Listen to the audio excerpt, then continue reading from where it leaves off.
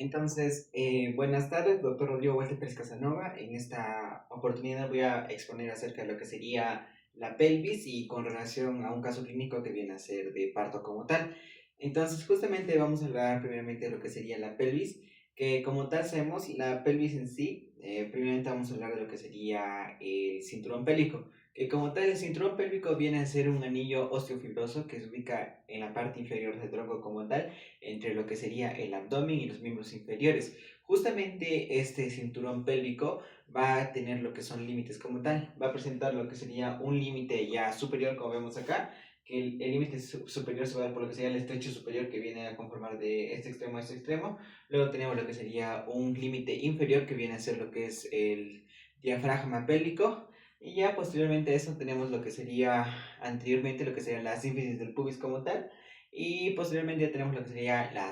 el sacra como tal. Ya, entonces justamente acá lo que sería el cinturón pélvico se va a dividir en dos partes como tal, en una pelvis tanto mayor o falsa como una pelvis menor o verdadera. La mayor o falsa es justamente la que se encuentra de este estrecho superiormente. Este va a contener lo que son vísceras abdominales, mientras que la pelvis menor o verdadera se va a encontrar debajo de este límite superior inferiormente, y este va a contener lo que son las vísceras pélvicas como tal. Acá incluye lo que debería ser la vejiga, el recto, y sí, la vejiga y el recto como tal, y los órganos genitales. Ya, entonces eso sería. Ya, posteriormente eso tenemos que justamente la función de lo que sería la pelvis va a ser una cavidad que va a sostener lo que son las vísceras pélvicas como abdominales. Ya siguiendo con eso, vamos a hablar que justamente el estrecho superior que vemos acá, este estrecho superior se va a conformar de cinco elementos. Esos cinco elementos vienen a ser, bueno, lo considero, viene a ser el borde crespodelía, que viene a ser el borde superior del pubis, la cresta pectínea, que es el promontorio, la línea innominada y lo que vendrían a ser las alas del sacro como tal. Y luego el estrecho inferior lo viene a conformar lo que vendría a ser tres elementos: el vértice del coxis, el ligamento sacrociático y lo que sería el isquion, el borde inferior del pubis como tal. Eso vendrían a ser los componentes. Ya siguiendo con eso, vamos a hablar de la artificial. Como sabemos, justamente la pelvis va a tener lo que son zonas palpables a lo que sería el tacto como tal. Vienen a ser lo que son los rebordes ilíacos, las espinas ilíacas anterosuperiores, también lo que sería el sacro y con respecto también a lo que sería la sínfisis del pubis. Por lo tanto, también tenemos que el periné, como sabemos, el periné viene a situarse en la parte inferior del tronco como tal. Y este periné va a presentar lo que son limitaciones, así también sus límites van a ser como tal la sínfisis del pubis, la tuberosidad isquiática y el sacro como tal. Ya, el sacro y el coxis como tal. Ya, luego de eso tenemos que justamente estos se van a dividir, como vemos acá, en dos triángulos, el periné. El periné va a presentar lo que es un triángulo urogenital y un triángulo anal. El urogenital viene a encontrarse superior y va en relación con lo que sería va a encontrarse acá lo que sería la uretra y los órganos genitales como tal externos, mientras que el triángulo anal viene a ser el que se encuentra lo que es el canal del ano como tal. Ya, siguiendo con eso, vamos a hablar acerca de eh, lo que sería acerca de su composición de la pelvis como tal, que como sabemos la pelvis se va a conformar de lo que serían los dos huesos coxales, como que vemos acá hay un hueso coxal, pero vienen a ser dos y se vienen a conformar por lo que sería el sacra y el coxis como tal. Entonces, vamos a hablar que justamente esta pelvis se va a encontrar unida por lo que serían ¿cómo se llama? Tres uniones como tal. Una unión viene a ser la primera de lo que es la sínfisis del pubis, la segunda viene a ser el ligamento la otra unión, perdón, viene a ser el ligamento sacrocoxigio y la otra viene a ser la unión sacroiliaca como tal y la sínfisis del pubis, ahí están las tres uniones. Luego tenemos que justamente la función que va a cumplir estos van a ser que va a llevar lo que es el peso de los miembros superiores a los miembros inferiores como tal, aparte que también va a ser como una cavidad que sostiene lo que serían las vísceras pélvicas como abdominales también. Ya, eso sería con respecto a eso. Y ya luego tenemos que justamente, vamos a hablar previamente de lo que sería el hueso coxal como vemos acá. Ya, entonces tenemos que justamente el hueso coxal viene a ser un hueso par, ya encontramos dos. Este viene a ser, viene a ser algo irregular y justamente va a presentar lo que son relaciones. Primeramente va a presentar lo que es una cara tanto externa o lateral, que viene a ser la cara glútea, y una cara interna, que esta viene a ser la cara ya donde se va a encontrar nuestras relaciones. Hablando principalmente de lo que sería la cara glútea, vamos a encontrar que justamente en esta cara que vamos acá, que viene a ser la cara ya glútea, se va a diferenciar porque presenta lo que es el acetábulo, que viene a ser, que se viene a encontrar solamente en la cara lateral. Entonces, esta cara glútea, como vemos acá, va a presentar lo que sería la inserción de músculos, el glúteo mayor, el glúteo medio y el glúteo menor, a partir de lo que sean las líneas glúteas que van a delimitar las zonas de inserción de justamente estos músculos que se van a ubicar en esta zona. Luego tenemos que justamente va a presentar otra relación que viene a ser con el acetábulo, que como vemos acá esto viene a ser el acetábulo, que la principal función del acetábulo viene a ser que se va a articular con la cabeza del fémur, formando lo que sería la articulación coxofemoral. Entonces hay que entender que justamente este acetábulo se va a dividir en partes, porque lo que sería en su interior vamos a encontrar lo que vendría a ser la caría semilunar, que la caría semilunar viene a estar rodeado de lo que sería lo que sería el interior del acetábulo, más o menos sería tipo así, lo estaría rodeando. La caría semilunar viene a ser esta parte de acá, y justamente esa caría semilunar viene a ser la parte articular con la que se articula la cabeza del fémur como tal, ¿no? Y luego tenemos que justamente va a presentar lo que sería la fosa acetabular, que viene a ser esta parte de acá ya más céntrica e interna, que justamente esta no va a ser la parte articular, ya que simplemente se va a encontrar cubierta lo que sería tejido adiposo, y aparte que se va a encontrar lo que sería el ligamento de la cabeza del fémur. Eso vendría a cosa con sus relaciones. Ya. Ahora justamente vamos a hablar de lo que sería otra relación en su cara lateral o glútea, que viene a ser lo que es el agujero obturador. Que el agujero obturador viene a ser este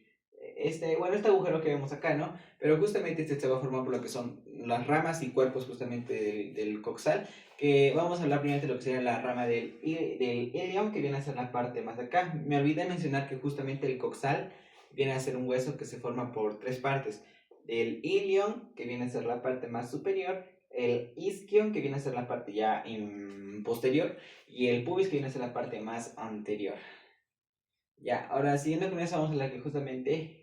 las ramas y cuerpos va a presentar que justamente lo que sería el ilion, que viene a ser la parte más superior, va a formar lo que sería la parte superior de lo que sería el agujero obturador, mientras que lo que sería la parte del isquion viene a formar lo que es la parte posterior inferior de lo que es el agujero obturador, mientras que lo que sería el pubis, que viene a ser esta parte de acá, va a formar lo que es la parte anteromedial de lo que sería el agujero obturador. Aparte también presenta lo que serían las ramas púbicas. Sí, las ramas púbicas, que en sí las ramas púbicas van a servir como un punto de inserción. Aparte de eso, va a servir va a conformar lo que sería el estrecho superior como tal. Luego tenemos que justamente acá tenemos lo que son las ramas púbicas isquiáticas, ¿sí? Que justamente estas dos se van a unir para formar lo que sería la rama púbica isquiática como tal, isquiopúbica como tal, y luego tenemos que justamente eso va a servir para inserción de músculos aductores como tal. Luego tenemos de eso, vamos a hablar acerca de lo que sería el agujero ya obturador, pero me olvidé mencionar que justamente lo que sería su cara medial, no, mira, voy a hablar acerca de lo que sería el agujero obturador, que el agujero obturador viene a ser, viene a ser este agujero que, como ya mencioné, se forma de lo que serían ramas y cuerpos del coxal y de sus partes, que justamente este agujero obturador se encuentra cubierto por lo que sería una membrana. Justamente esa membrana es por donde va a encontrarse una relación, van a perforar lo que serían vasos y nervios obturadores como tal. Ya, siguiendo con eso, vamos a pasar con su cara medial, que ya viene a ser la cara interna justamente lo que es el hueso coxal. El hueso coxal va a presentar su cara interna a lo que es una fosa ilíaca. Esa fosa ilíaca es el lugar donde se va a insertar lo que es el músculo ilíaco como tal. Luego va a presentar lo que sería también una línea arqueada, que la línea arqueada viene a ser tipo una línea que va a delimitar lo que es el estrecho superior del estrecho inferior. Ya siguiendo con eso, vamos a tener que justamente a lo que sería este hueso coxal, va a presentar lo que es una superficie articular que se va a encontrar por esta zona de acá, que justamente se va a articularse con lo que sería el hueso sacro. Y ya tenemos que justamente también va a presentar lo que es una tuberosidad ilíaca, que es para la inserción de músculos y ligamentos como tal. Ya. Siguiendo con eso, vamos a hablar acerca de lo que serían sus bordes, que es justamente lo que sería su borde anterior, lo que sería el hueso coxal. Vamos a encontrar lo que sería estas protuberancias, que vienen a ser la espina ilíaca anterosuperior, que es inserción del músculo de lo que sería el sartorio y el ligamento inguinal. Y no, sí, sí, sí. Y luego tenemos lo que sería la espina ilíaca posterior inferior, que justamente esta va a servir para la inserción de lo que sería el recto femoral. Y ya luego eso sería en su cara anterior. Y vamos a encontrar lo que sería una escotadura innominada, que viene a ser esta de acá, que justamente por ahí van a pasar vasos y nervios. ¿Ya? Luego tenemos que justamente en su borde posterior vamos a encontrar lo que sería la espina ilíaca postero superior y la espina ilíaca postero inferior, y acá sería la espina ciática, como tal como por acá. Ya, justamente vamos a encontrar que justamente lo que sería la espina, en la espina ilíaca postero inferior, va a ser el límite, para, esta justamente esta va a limitar lo que sería eh, la escotadura ciática mayor. Y luego tenemos lo que sería la espina ciática, donde esta espina ciática va a ser por punto de inserción del ligamento sacroespinoso. Esto viene a ser la escotadura ciática mayor. Y ya luego, posteriormente, esto ya vamos a encontrar lo que sería las diferentes relaciones que presenta. Ya, ahora, siguiendo con eso, vamos a hablar acerca de lo que sería el hueso sacro, que como vemos acá, tenemos el hueso sacro, que justamente este huesito va a ser la fusión de 5 huesos sacros que se fusionan en uno y va a tener una cara anterior y una cara posterior. La cara anterior viene a ser la cara que va en relación con lo que sería la cara ventral, ¿sí? Y esta cara ventral va a presentar lo que sería líneas transversales por la unión de estos 5 huesos sacros. Y ya posteriormente a eso vamos a tener lo que sería en la cara dorsal, vamos a tener lo que sería la fusión de lo que sean las apófisis espinosas, las apófisis articulares y las transversales, ¿ya? Que justamente estos van a servir para inserción de los músculos erectores del tronco como tal, en su cara dorsal. Ya, en su cara ventral, siguiendo una con esto, vamos a tener que justamente va a presentar lo que son agujeros. Como vemos acá, esto viene a ser una vista dorsal, pero si lo vemos ventral, va a presentar también lo que son agujeros, y estos agujeros cumplen la función de la entrada de nervios ventrales como tal, de nervios espinales ventrales. Y dorsalmente tenemos la salida de nervios dorsales como tal, espinales. Ya, esos van a cumplir su función. Y justamente lo que sería el sacro representa lo que es una base y un ápice. La base se articula con lo que sería la vértebra L5 como tal, y lo que sería el ápice se va a articular con lo que sería con el coxis, con la base del coxis como tal, ¿ya? Y justamente, ya eso sería, aparte que ahorita lo que son diferentes protuberancias para inserciones como tal, y acá vemos lo que serían sus carillas articulares con las que se va a articular con lo que sería el hueso coxal como tal, ¿ya? Entonces, ya, siguiendo con eso, vamos a encontrar que justamente vamos a hablar de lo que sería el hueso coxis, que como sabemos, el hueso coxis va a ser luego seguimos con el hueso coxis, que justamente el hueso coxis también va a ser un hueso que va a ser la fusión de 5 más, que esa fusión de los 5 huesitos van a formar lo que es el coxis. Y el coxis, bueno, tiene su relevancia ya que va a formar parte de lo que sería uno de los límites de lo que sería el peroné como tal. Y eso sería. Y se va a articular con lo que sería en su base, con lo que sería el ápice del sacro como tal. Ahora, hablando acerca de lo que sería articulaciones y ligamentos de la pelvis, vamos a encontrar varios, ya que justamente presenta lo que sería la articulación sacroiliaca, que viene a ser la articulación del sacro, con lo que sería el ilion como tal del coxis. Luego tenemos la articulación del sínfisis del pubis, que ya mencioné que viene a ser la articulación de ambos coxales. Luego tenemos la sacrocoxigia, que viene a ser la unión del sacro con el coxis, y lo que serían los ligamentos sacroiliaco anterior, ligamento sacroiliaco posterior y ligamento sacroiliaco interioso. O sea que entre ambos, entre lo que serían sus unidades, puede estar una anterior, una posterior y una que sería en el medio como tal, interósea como tal.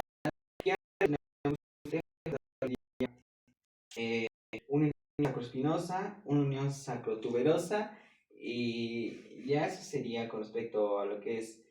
sacro y sus uniones. Entonces, ahora con respecto a lo que serían las vértebras, hay que entender que cada vértebra va a ser diferente, ya que la vértebra cervical no se parece a la lumbar ni a la torácica. Vamos a hablar acerca de lo que sería la vértebra lumbar, que como sabemos, no tengo dibujado una vértebra, pero bueno, digamos que justamente esto va a ser una vista de lado, que como sabemos esta va a ser una vértebra lumbar, que justamente su cuerpito la va a presentar lo que sería su cuerpo, y por acá sería el agujero. Entonces, este viene a ser su cuerpo, que justamente el cuerpo viene a ser la parte que es ya más osificada, que este cuerpo va a ir en relación con lo que serían los discos intervertebrales como tal, y su función va a ser llevar lo que sería el peso hacia lo que es esos discos intervertebrales. Aparte que justamente esta vértebra, bueno, en general van a contener lo que serían sus apófisis espinosas. En el caso de las lumbares, esta va a ser una apófisis recta como tal, su apófisis espinosa, y justamente va a tener también, este va a servir para inserción de los músculos erectores como tal de la columna. También va a presentar lo que son las apófisis transversales, que vienen a ser hacia un lado como tal, ajá, algo así para un lado. Y luego va a presentar lo que sería el agujero como tal, el foramen cervical o el foramen de la columna, por donde se va a albergar lo que sería la médula espinal como tal. Ya, ahora siguiendo con eso, va a presentar también lo que sería sus apófisis mamilares, como tal, las apófisis accesorias, y eso sería con respecto a eso. Luego hay que entender que justamente eso sería con respecto a las vértebras, que justamente estos van a llevar todo lo que sería el peso de la columna hacia los miembros inferiores. Ya, luego tenemos con respecto a lo que serían los músculos de la pelvis como tal, que hay que entender que justamente el piso pélvico, lo que sería el diafragma pélvico, viene a ser una estructura que viene a estar formada por lo que son los músculos como tal, ¿no? Y es justamente esto van a estar formados por lo que serían los músculos de piso pélvico, que los músculos del piso pélvico vienen a formar lo que son los músculos elevadores del ano y el músculo coxigio o el isquiocoxigio. Los elevadores del ano lo vienen a formar lo que es el pubocoxigio, el iliocoxigio y el músculo pubocoxigio puborectal. Eso vienen a ser estos músculos que lo forman. Y luego tenemos que justamente va a tener su función, ya que van a formar parte de lo que sería el suelo pélvico, aparte que van a ser para retención de lo que sería la retención fecal y urinaria como tal, aparte de la compresión. Luego tenemos que justamente los músculos coxígeos se van a encontrar detrás de los músculos elevadores del ano y van a formar parte de lo que sería el suelo pélvico como tal. Ya, siguiendo con eso, vamos a tener que justamente el periné, que justamente viene a ser otra parte, que va a ser inferior. Vamos a tener que justamente el periné lo va a formar, vamos a encontrar en el periné que viene a ser una estructura que viene a conformar lo que es el diafragma pélvico y el diafragma urogenital. El diafragma pélvico lo viene a formar lo que es el músculos elevadores del ano que yo he mencionado, el diafragma pélvico, músculos elevadores del ano y el músculo coxigio, y el diafragma urogenital lo viene a formar lo que es el músculo esfínter uretral, el esfínter de uretra, y lo que sería los músculos, el músculo superficial del periné como tal. Ajá. Ya, siguiendo con eso, tenemos que justamente los músculos del periné vienen a estar entre eso, lo que es el músculo transverso, el músculo transverso superficial del periné, el músculo transverso profundo del periné, el músculo bulbo esponjoso en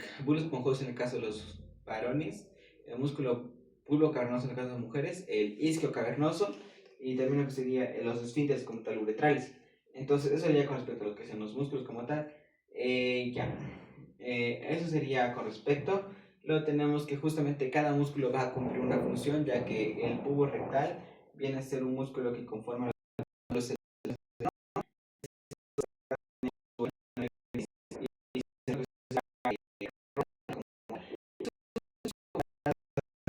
estos van a mantener la continencia fecal, como había dicho. Luego tenemos el músculo coxígeo, el isquiocoxígeo, que sería alrededor del ano, que justamente su origen va a ser en la espina isquiática y su inserción va a ser en la coxis como tal, y van a tener una función ya que van a dar soporte al suelo pélvico como tal, ya es que se van a encontrar posterior a este. Y ya tenemos que justamente los músculos del periné, lo viene a formar lo que es el músculo transverso superficial del periné, que justamente esos van a estabilizar lo que sea el cuerpo, el músculo esfínter de la uretra, como dije, que en sí justamente este va a cumplir una función ya que va a servir, en sí va a ser para el cierre como tal del esfínter, la continencia urinaria como tal, y ya tenemos que justamente para terminar, vamos a tener lo que sería el músculo bulbo esponjoso, que justamente el bulbo esponjoso, como ya he mencionado, va a ser en el caso de los varones bulbo esponjoso, en el caso de las mujeres isquio cavernoso, y en sí estos músculos van a servir para lo que sería la expulsión tanto de la orina como del semen como tal. Ahora, continuando con eso, voy a hablar acerca de lo que sería la correlación con parto, que justamente la correlación con parto y lo que sería la pelvis tiene mucho que ver, ya que como sabemos, lo que sería un parto hay que definirlo como tal, que un parto normal se define como lo que sería, se define como un proceso natural en el cual la madre expulsa lo que serían los productos de la concepción a través de lo que sería el canal de parto o los órganos genitales externos como tal. Ya, entonces eso sería con respecto a parto. Hay que entender que justamente voy a hablar acerca de lo que sería un poco de parto para después ya correlacionarlo como tal, que como ya mencionaba el significado de parto, y aparte que del parto las membranas que se van a expulsar vienen a ser lo que sería la placenta, después de eso tenemos lo que serían la placenta, las membranas como tal, y lo que sería el feto en cuestión. Entonces, justamente, lo que sería un parto, ya el trabajo de parto, se va a definir lo que sería el conjunto de procesos fisiológicos en el cual la madre tiene la finalidad de expulsar un feto viable a través de lo que serían los órganos genitales externos como tal, o la vulva, que justamente eso va a ser un trabajo de parto. Y justamente hay que hablar que para que se realice un trabajo de parto, la madre va a tener que cumplir ciertos estándares como tal. Entre los estándares que tiene que cumplir, encontramos lo que sería el primer periodo, que en el primer periodo se va a presentar lo que es el borramiento y la dilatación, que justamente el borramiento viene a ser que se va a disminuir lo que sería el grosor como tal del cuello uterino, y la dilatación viene a ser en sí en cuestión lo que sería el expansor de lo que sería el cuello uterino como tal se va a hacer más amplio hasta llegar a un punto en el cual el feto pueda salir. Ese va a ser el primer periodo. Aparte que dentro de este periodo hay que saber encontrar lo que serían las contracciones tanto verdaderas como falsas, ya que una contracción verdadera se va a tener ciertas características, que justamente estas contracciones verdaderas tienen que ser regulares, mientras que una contracción falsa viene a ser irregular. Una contracción verdadera tiene que presentar lo que sería una irradiación como tal hacia la espalda, mientras que una contracción falsa no se irradia. Una contracción verdadera se intensifica al andar, mientras que una falsa no, y una verdadera va a intensificar lo que sería su dolor progresivamente, mientras que una falsa no. Aparte que una contracción verdadera inicia en lo que sería en el fondo del útero o en lo que sería el hipogastrio, mientras que una contracción falsa inicia en lo que sería en el epigastrio o en el ingle como tal. Eso vienen a ser las diferencias. Aparte que considerar que justamente las contracciones se vienen a presentar en lo que serían, vienen a ser tres valores como tal. La primera viene a ser la frecuencia, que justamente una contracción se debe presentar de entre 1 a 4 en un intervalo de 10 minutos. La segunda, la segundo valor viene a ser intensidad, que justamente la intensidad de las compresiones tienen que ser de 30 a 70 miligramos de mercurio, y ya posteriormente eso tenemos que justamente lo que sería frecuencia, intensidad, descanso, ¿no? Y ya posteriormente teníamos lo que sería las, las contracciones uterinas como tal. Eh, ya, me olvidé de mencionar que justamente en esos valores va a entrar lo que sería la dilatación como tal, que la dilatación tiene que ser mínimo de 10 centímetros como tal para que se dé lo que es el trabajo de parto. Ya.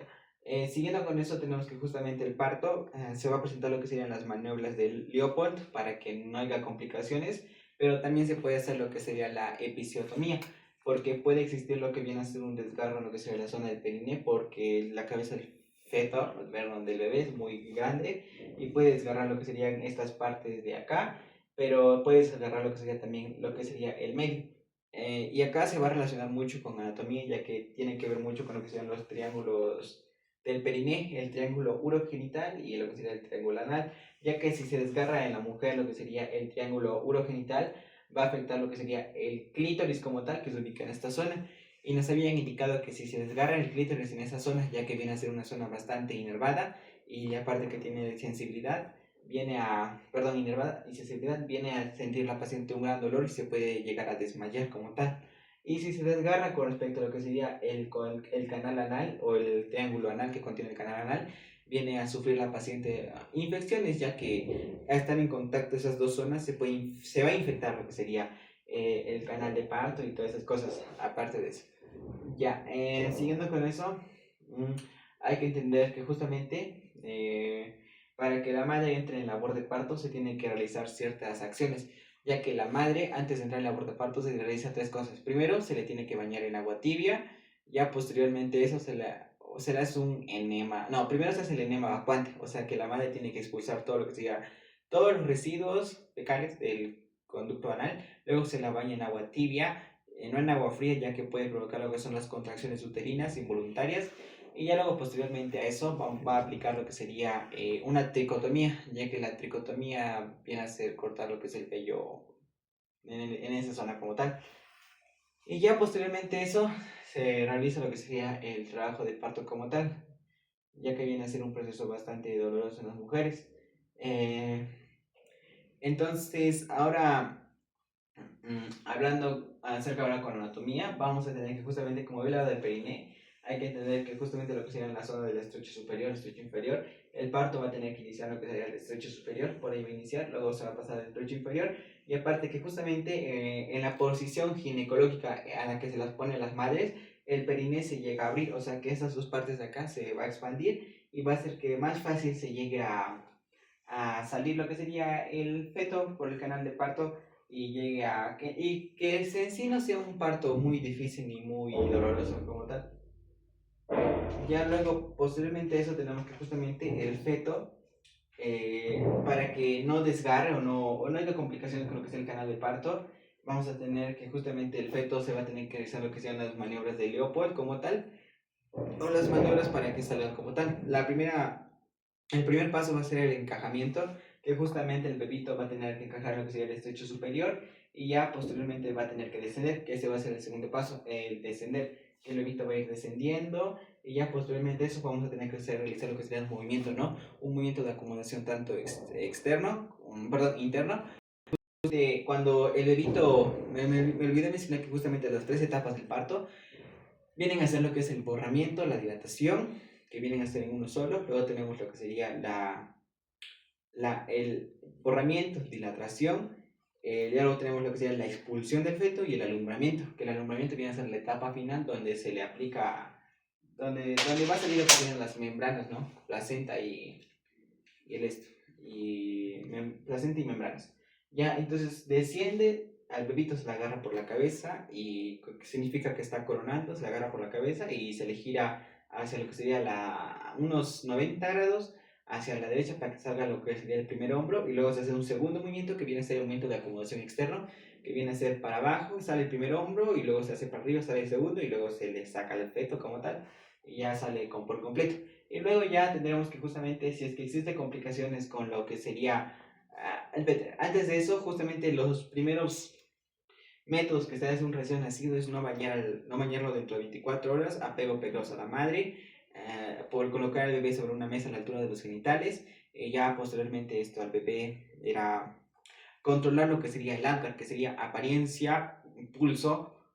gesticulación, actividad, respiración. Y si sale bien, se le califica como bien, porque se califica en una escala del 1 al 10, que viene a ser de 1 a 3, bajo, 3 a... No, sí, 1 a 3 bajo, 3, 4 a 6 medio y de 7 a 10 viene a ser alto como tal, o sea, una buena escala. Y ya tenemos que justamente si es que existen problemas en el trabajo de parto, en la última etapa que viene a ser el alumbramiento, se le tiene que colocar oxitocina en la madre, en lo que sería la parte del muslo como tal, para que las contracciones uterinas aumenten y facilite lo que sería el trabajo, lo que facilite es lo que sería el trabajo de parto como tal, o también para que facilite lo que sería la expulsión de membranas. También se nos mencionó que justamente cuando una madre no llega a expulsar lo que sería por completo lo que sea la placenta y solo sale el frito, no hay que jalar, porque si una persona llega a jalar, puede llegar a llevarse una parte del útero como tal y puede causar una hemorragia por la alta vascularización y que la madre muere en pocos segundos. O posteriormente eso, si es que jala la placenta y si sale sin un pedazo de lo que sea la placenta, porque tiene que tener de 20 a 25 cotiledones, se tiene que hacer lo que sería un lavado, no un lavado, sino que se tiene que hacer se tiene que limpiar lo que sería el útero, bien ingresando con la mano y limpiar con lo que sería una gasa, una esponjita que es especial para eso, o bien se puede agarrar lo que serían pinzas, las de Kelly, aunque no es muy recomendable, y empezar a limpiar con eso, ya que puede surgir lo que es un desgarro a nivel del útero como tal, causando, empeorando así lo que sería la hemorragia como tal, o lo podría perforar. Y ya para terminar, hablaría justamente de lo que sería con relación a anatomía, que justamente el trabajo de parto viene a ser, bueno, en conclusión, que el trabajo de parto en sí viene a ser algo muy complicado, ya que puede llegar a afectar a estructuras tanto anatómicas, a lo que serían los huesos, tejidos, y entre otros, ya que puede sufrir un desgarro, bien lo que serían los músculos que conforman lo que sería el perine y esa zona, y causando lo que sería una complicación como tal. Entonces, eso sería con respecto a todo de pelvis y parto como tal. Gracias.